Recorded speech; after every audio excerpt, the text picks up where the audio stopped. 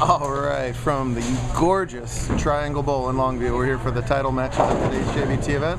Handicap division way ahead of scratch today. Kylie Wilcox has started with the front three, and of course I turned on the camera and there's a flat 7 to greet the recording time. She's taken on Maddie Rose, won 2 consecutive matches to get this far. She's got a win by 42 pins to tie, 43 to win. But so far so good, as she has made most of that handicap difference up already with that opening 3-bagger and consolidates it with the spare. Great start from her. Scratch just getting their practice going. It'll be Ashton Yamasaki playing Bud Sicard for the scratch title. It'll be interesting to see how they bowl that title match. We'll talk more about that in a little while. As Matt Corin had a bad finish there, unfortunately, to finish up in 3rd, but still making step ladders all over the place, so good for him. This is Maddie's first career step ladder, and she's taken full advantage. She's been fantastic so far. 241 with pins over Ewan Oster, 222 with pins over Doe and Kwan. Started spare open, and unfortunately a 3rd straight open now here for Ms. Rowe. She'll have to do some coming back here in the second half of this match.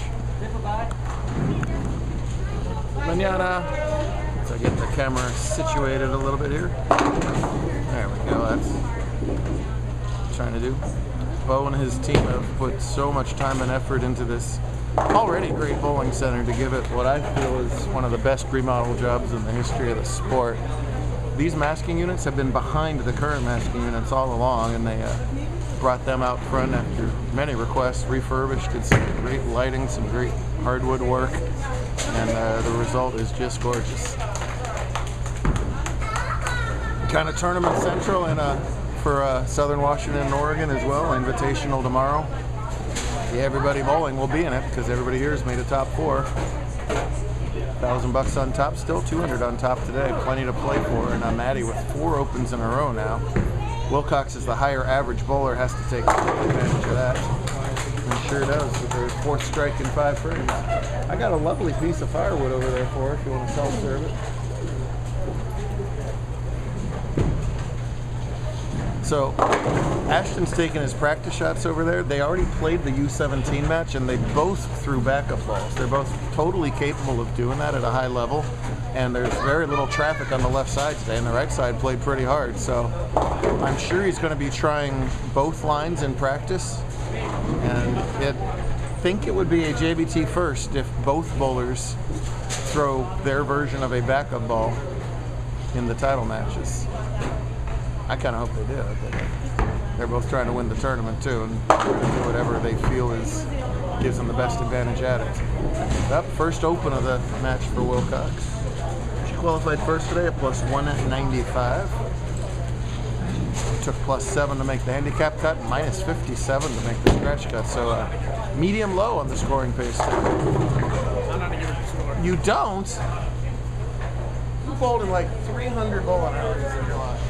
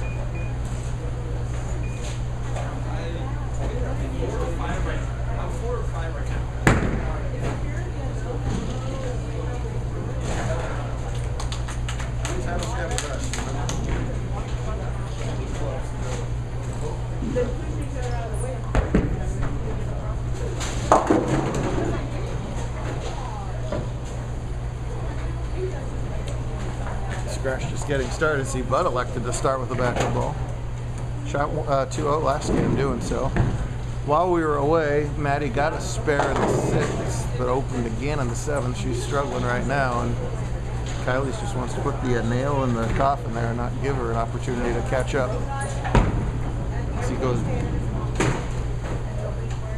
So that's tough. He went back to a a flat righty release for the spare and missed it. It's got to, I mean, I wouldn't know from experience because my wrist doesn't do that, but it's got to be, switching wrist positions is one thing. Completely reversing your rotation and then going back the other way for spare shots, it's got to be very, very challenging. So Ashton tries to do the normal hook and whiffs the head pin. Yeah, interesting chess match going over there, but right now Wilcox wants to double her title total to 2. In good position to do so. She leads by 52 and only giving 42. However, I have an 8-frame washout to contend with. In addition to her excellent JBT bowling, she is part of a powerhouse high school unit at Evergreen High School in Vancouver, winning state in their division 4 years in a row. She's got a bunch of individual awards at the district and state level too. So girls, especially girls, high school bowling in Washington is a fantastic program. She a product of that just as much as JBT. Gets the 3 in the washout and an opportunity here for Rowe.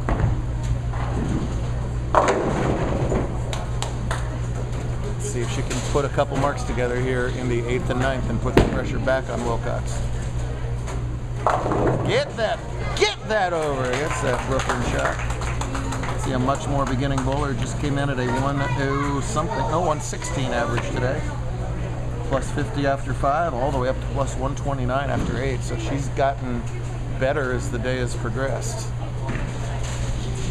She's just trying to get that thing down the middle and hope good things happen. But none of those things happened on that shot, unfortunately for her. As the 12-year-old leaves the tricky 1-3-8-10. Her chances go way up if she can make this spare, and they go way down if she misses it, and it's obviously not an easy one.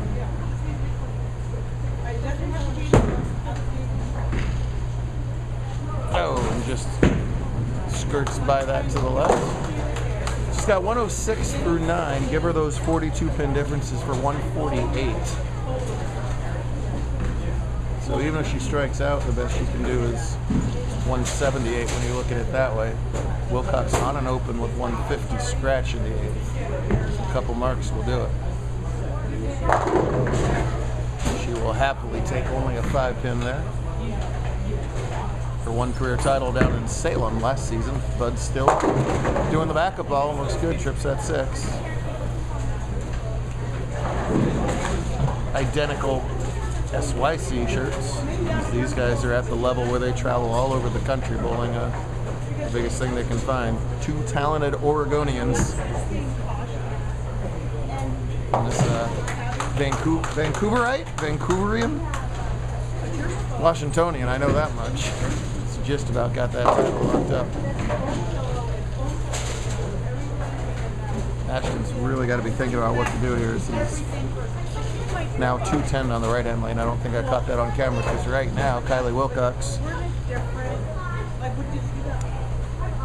just needs only high count here to wrap this up.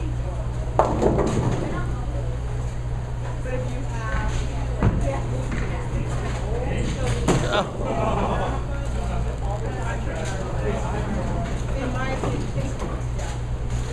174 if Wilcox misses this altogether. That already has forced Rowe to double, which is a tall task, but you don't even want to leave her the chance. Make the spare and salt it away. And she got it. Always a relief as a top seed when you manage to win the tournament from the step ladder. You know, you kind of got to win the tournament twice in the step ladder format, as quite a few bowling events have. Today is one of them. It had to be intimidating too when you saw Maddie just mow down 2 other opponents. But that great start to her game and hanging on at the end is going to be plenty. Kylie Wilcox, 2-time JBT champ. 185 scratch, a pretty decent game.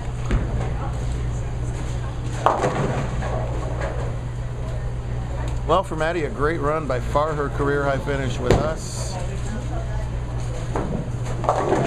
Said the only thing she came even close to this was a high finish in Pepsi. And you never knew if Kylie managed to open there in the 10th. You never know when she puts a few of those together. really bowled well the last few games, and you have someone bowl not so hot in the title match, you know, it's not indicative of how well they obviously must have bowled to get that far. So, great experience for Rowe. Good heavens. A little upset I didn't get Bud's last strike on camera. But she'll even be over average with this game. And maybe with all that confidence, she'll be a threat tomorrow on that invitation. We get into that triple elimination match play. Sometimes younger opponents' eyes bug out of their heads when they say, oh my gosh, I got to win by 80. I got to win by 107. I mean, that's handicap, but sometimes the lower average bowler can use that to their advantage. Now Bud's found something with that fairly direct line on the left, 3 in a row. And Maddie finishes out with 124, but an outstanding job to get that far. Ladies' Day in handicap. Ladies' Day for Mary Sicard, who is not pictured. There she is. Where is she? I can't. There's our girl scratch winner. No, don't get up. No. I'm just getting your championship face on camera, that's all. Thank you very much. One girl scratch today. Well, Sicard's in the side events all around, but already beat Ashton for the U17 win and is putting a beat down right now on him in the main division title match. Spare in the 5th, that was his best shot on the right-hand lane so far. Hasn't found the look there. Not a whole lot of love on the left-hand lane either. Again, they both threw backup balls in the U17 match, which, you know, there's less on the line in that, so I think they felt freer to do so. Each one is very good at it. Ashton now going way up the outside edge. Haven't seen a lot of bowlers try that today. That looked really good. Seemed like you could play a lot of different places today, but none of them were really particularly good. Not a lot of margin for error anywhere you went. That's why the scores were lower than we've seen in our last couple of tournaments. Duncan Whitaker led qualifying at plus 100, and he only won in triple digits, obviously. While the cut was almost 60 down. Duncan ended up in 4th, losing to Matt Corin, and Bud beat Mac to set up where we are now. So until I saw these modern two-handed bowlers, I was unaware that the human wrist did this and that and this and that, let alone that you could repeat your shots doing it. I don't think they're made of the same bone structure that I am. I think there's cartilage where bone is supposed to be. I think there's going to be ossified remains in 20 years, but we'll worry about that 20 years from now. 3 in a row before that high hit breaks up everything into the 7. Now he's going to go back to a normal right-handed rotation, but flattened out for this spare. And he missed it to the right, or he missed a 4-7 to the right earlier, and he misses the 7 to the left this time. And I still say that that's an artifact of the fact that it's just, no matter how talented you are, to go from this to this, and then back to this. These kids are so good, but sometimes that diversity in their game can be a problem in a 10-frame match.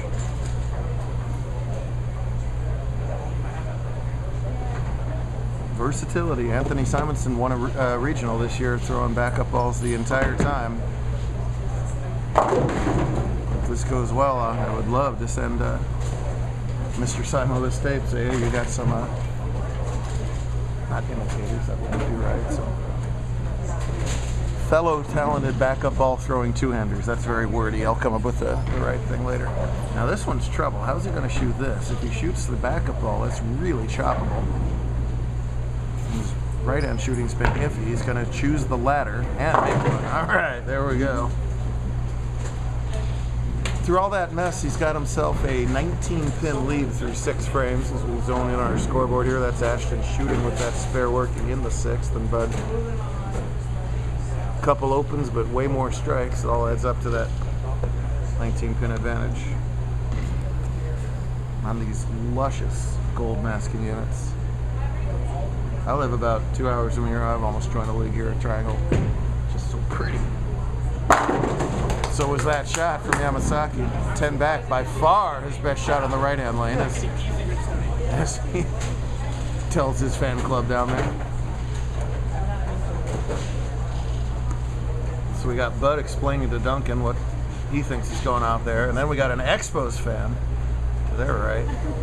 Is that COVID hair or California hair, Jacob? Because the last time I saw you, there's none of it. It's what? Nebraska hair. There you go. Keep the sun off your back in the, you know, harsh summer months. Stays to the right and crushes 2 in a row. Game on. Wait, start. Please start over. Ready and go. This is an ebonite ball that we won in a ball raffle that she just won a tournament with. At a boy. Yeah, nice plug, huh? This guy knows how to work a plug-in. Perfect. Well, forget Simon. I'm sending this tape straight to Adam Ishman in Brunswick Bowling right now. Couldn't have asked for a better plug. Thank you, Mike. Good heavens. Wow, nice shot from Bud, which just scrapes up high, leads at 6. Both of them working on 4 career JBT titles. A lot of talent up here in the Northwest.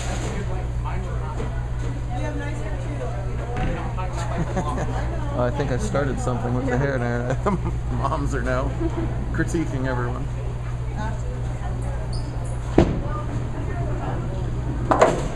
Quality hair up here in the Northwest. Down south, everybody just shaves it off this time of year, or else it will melt off your scalp. This is, I imagine it's about the coolest place in the country right now, right? Can't be much else. All right, catches the light hit, 9th frame strike. But things have tightened up, because it's now only a 9-pin game, and we can make this dead even heading into the 10th if Ashton can hold what he found last time on this lane. Big thanks to Bo and the whole team here for having us, make it super easy. Opens up his lanes and say, tell us what you need. Fantastic. Yeah, you betcha. 3 real pretty shots in a row from Ashton. Just a wry, relaxed smile out of them. These guys all good buds. It's not the highest pressure environment, but it's a pretty chill guy overall. It's hard to get Ashton riled up. I haven't really seen that in a few years. Let's see. Slight advantage him with the 3 working. He can shoot double 9 here to shut out, but anything less than double 9, Sicard can still take it. Boy, when he posts that follow through like that, keeps those shoulders still, you know it's going to hit the 1-3, and all that rotation, it crushes the 1-3. That ball forced Bud to strike. 1 more 9 gives Yamasaki to win in a match that did not look to be going his way at all.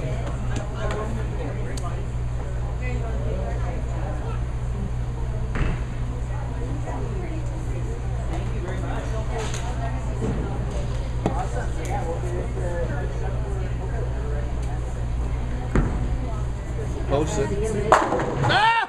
Oh! Good Lord! Bud appeared to leave a killer solid 9 earlier in this match before I had the camera on this match and got something to tap it over. Nothing but shrapnel at the end of the deck here, and a nasty time for a solid 8 to give Sicard a chance in the 10th. My goodness. Oh. Finishes out with 205 rather. The 9 count does force Bud to double. Double he wins, anything less, Ashton wins. Yuck, what a solid 8.